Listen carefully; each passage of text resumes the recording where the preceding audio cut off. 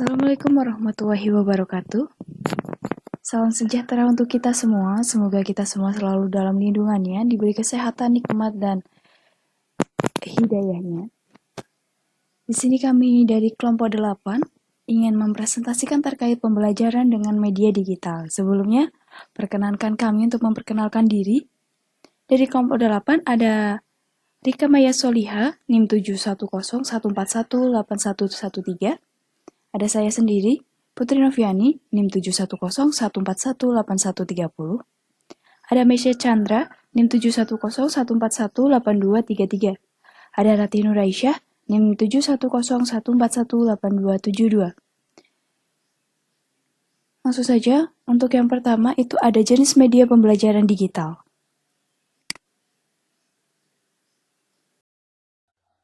Selanjutnya ada jenis media pembelajaran digital. Jenis media pembelajaran digital sendiri terdiri dari 6 media pembelajaran. Yang pertama, ada media audio, berfungsi untuk menyalurkan pesan audio dari sumber pesan ke penerima pesan secara verbal maupun nonverbal yang berkaitan erat dengan indera pendengaran. Selanjutnya ada media visual. Media visual adalah media yang hanya mengandalkan indera penglihatan dengan cara menampilkan materi menggunakan alat proyeksi atau proyektor. Hal ini bertujuan untuk menarik perhatian, memperjelas sajian ide, menggambarkan fakta yang mudah untuk dicerna dan diingat jika disajikan dalam bentuk visual. Selanjutnya ada media visual. Media audiovisual merupakan media yang mampu menampilkan suara dan gambar. Selanjutnya ada media serbaneka.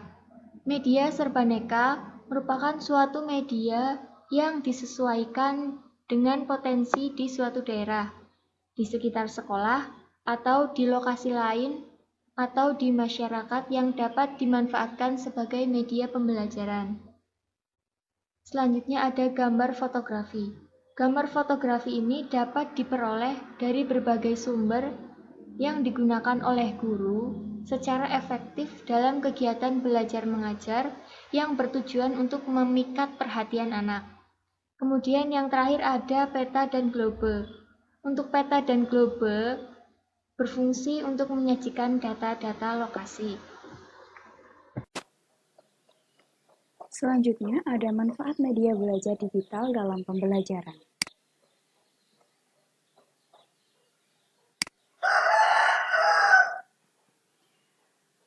Manfaat media belajar digital dalam pembelajaran itu ada satu, pembelajaran lebih praktis dan kontekstual, di mana manfaat dirasakan dengan media digital yaitu pembelajaran menjadi lebih realistis dan kontekstual, misal dalam penggunaan media proyektor dan LCD dalam pembelajaran.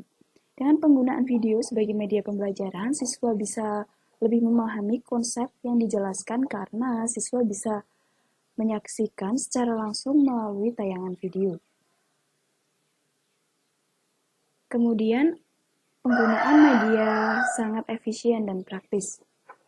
Jika biasanya guru harus membuat media pembelajaran dengan cara manual dan menggunakan besar kemungkinan media pembelajaran yang dibuat tidak akan bertahan lama. Dengan adanya media digital, maka biaya yang dikeluarkan itu lebih sedikit dan akan lebih tahan lama karena tersave dalam sistem. Kemudian ada menghemat biaya. Dengan media digital dapat menghemat biaya. Kenapa? Karena biaya operasional pasti lebih murah dan hemat di mana guru tidak perlu lagi susah payah membuat media pembelajaran.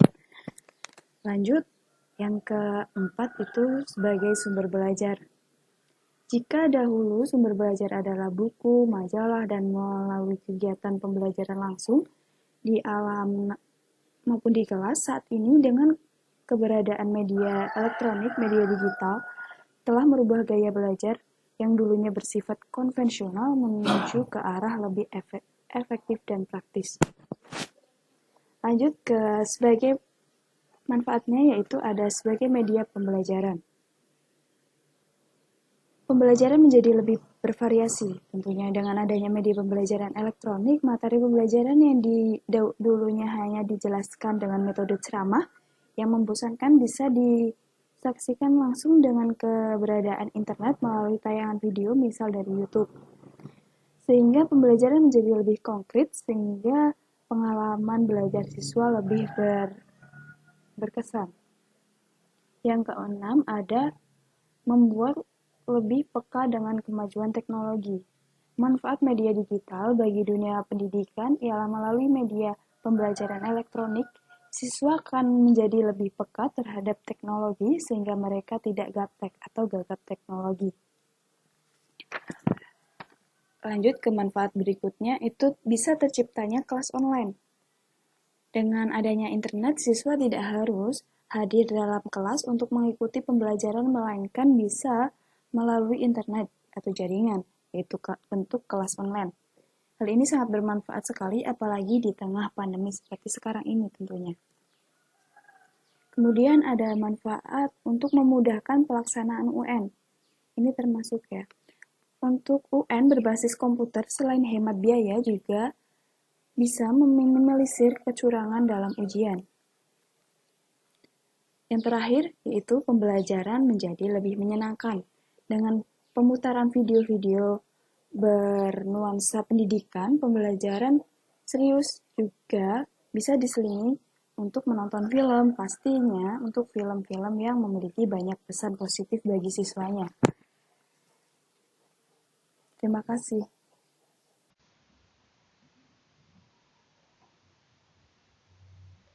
Di sini, saya akan menjelaskan mengenai kelebihan dan kekurangan pembelajaran digital. Kelebihan pembelajaran digital: 1. Dapat diakses dengan mudah menggunakan smartphone atau laptop yang terhubung internet dimanapun dan kapanpun. Biaya lebih terjangkau. Waktu belajar fleksibel, wawasan menjadi lebih luas. Sedangkan kekurangan pembelajaran digital: 1. Keterbatasan akses internet. 2. Berkurangnya interaksi dengan pengajar. 3. Pemahaman materi sesuai tingkat kemampuannya. 4. Minimnya pengawasan dalam belajar. Di sini saya akan jelaskan tentang contoh media digital. Contoh media pembelajaran online ada banyak sekali. Berikut ini adalah contoh-contohnya. Contoh media pembelajaran online yang berbentuk audio, misalnya 1. Radio edukasi Kemdikbud yang dapat diakses melalui radioedukasi.kemdikbud.go.id. Kemudian ada suara edukasi yang dapat diakses melalui suaraedukasi.kemdikbud.go.id. Ada juga Jogja Belajar Radio yang dapat diakses melalui jbradio.jogjabelajar.org. Ada juga podcast English First atau podcast untuk belajar listening bahasa Inggris untuk yang mau belajar bahasa Inggris. Kemudian ada juga sumber belajar Kemdikbud Audio yang dapat diakses melalui sumber.belajar.kemdikbud.go.id. Contoh lainnya adalah media pembelajaran berbentuk visual, antara lain multimedia untuk pembelajaran online. Contohnya Google Classroom, Microsoft Teams, Moodle, Redena, Edmodo, Psikologi, Pesona Edu, Fisika PP, Kelas Digital Rumah Belajar Kemdikbud, Laboratorium Maya Rumah Belajar Kemdikbud, dan lain sebagainya. Namun di sini yang sering digunakan khususnya untuk belajar online yaitu Google Classroom. Kemudian ada juga multimedia untuk latihan soal online. Contohnya Google Form, Office Form, Quizzes, dan lain-lain. Biasanya media ini digunakan untuk latihan soal atau saat ujian tengah semester atau ujian akhir semester. Kemudian ada media pembelajaran online berbasis games. Contohnya M-Edukasi Kemdikbud, games pembelajaran di Play Store atau App Store, dan lain-lain. Untuk media pembelajaran berbasis game sendiri ini bisa menjadi alternatif buat para guru agar pembelajaran yang dilakukan di sekolah itu tidak membosankan dan murid dapat belajar dengan nyaman dan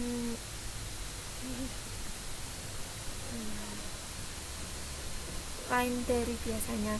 Kemudian ada juga media belajar interaktif online berbentuk audio visual, antara lain media pembelajaran kelas jarak jauh, contohnya Zoom, Google Meet, WhatsApp Video Group, Skype, Microsoft Teams, Jogja Belajar Kelas, dan lainnya.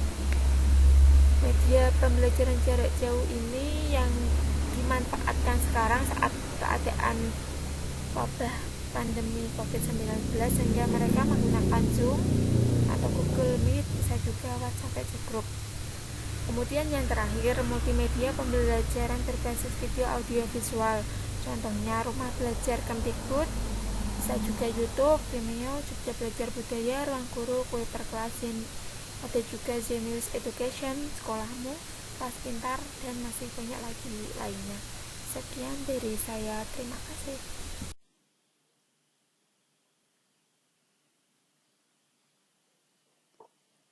Sekian presentasi dari kelompok 8, kurang lebihnya kami mohon maaf. Semoga presentasi kali ini membawa manfaat untuk kita semua. Terima kasih. Wassalamualaikum warahmatullahi wabarakatuh.